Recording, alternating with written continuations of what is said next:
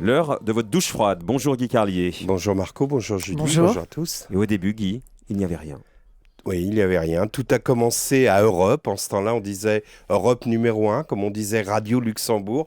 Tout a commencé à Europe, disais-je, avec le titre d'une chanson de Beko, Salut les copains, qui devint le nom d'une émission succès immédiat auprès des jeunes. Et aussitôt, ce mot copain qui aujourd'hui nous semble anodin et suranné, un peu cucu même, je vous l'accorde, ce mot copain devint le symbole de la jeunesse, au point qu'on disait les copains comme...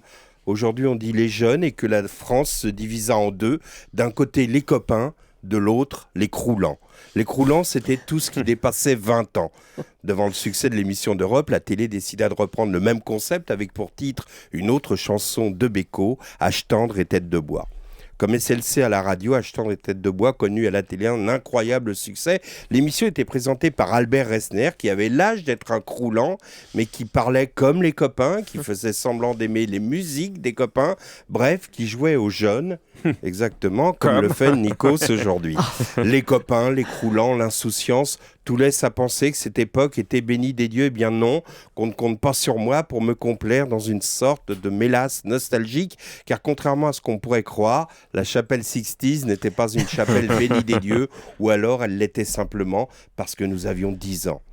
Car pour le reste, en ce temps-là, la crise des fusées de Cuba menaçait le monde d'une troisième guerre mondiale nucléaire. En ce temps-là, les gens se plaignaient du dérèglement climatique en disant « il n'y a plus de saison, c'est à cause de tout leur Spoutnik ».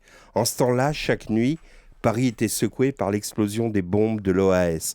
En ce temps-là, les croulants tutoyaient systématiquement les Arabes, qu'ils appelaient au mieux les melons, et les bicots, ou au pire les crouilles, et tout le monde trouvait ça normal. En ce temps-là, dans les banlieues, les racailles n'existaient pas, mais les croulants avaient peur des blousons noirs. En ce temps-là, dans les usines, les ouvriers pointaient à l'aube devant des contremaîtres à fines moustaches, en blouse blanche, qui appelaient les ouvriers noirs Blanche-Neige ou Banania. En ce temps-là, dans les bureaux, les sténodactylos travaillaient dans des poules, d'immenses salles dans lesquelles crépitaient 40 machines à écrire, avec une chef qui tapotait avec sa règle sur la vitre de son bureau lorsqu'une fille parlait ou arrêtait de taper. En ce temps-là, les profs frappaient les élèves. Pas des petites gifles, non. Ils vous soulevaient de votre banc en vous tirant par les cheveux et puis vous balançaient un crochet au foie. Nous, on ne disait rien à nos parents parce qu'on s'en reprenait une.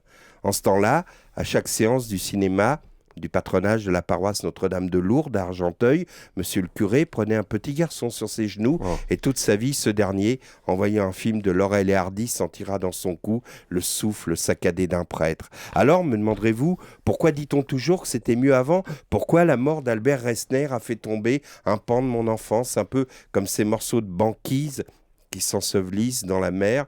Je pourrais vous répondre d'une pirouette en vous disant que c'était mieux avant parce qu'il n'y avait pas Daniela Lambroso, mais sérieusement, je crois que c'est qu'à cette époque-là, à l'époque d'Albert Resner, le futur avait encore un avenir.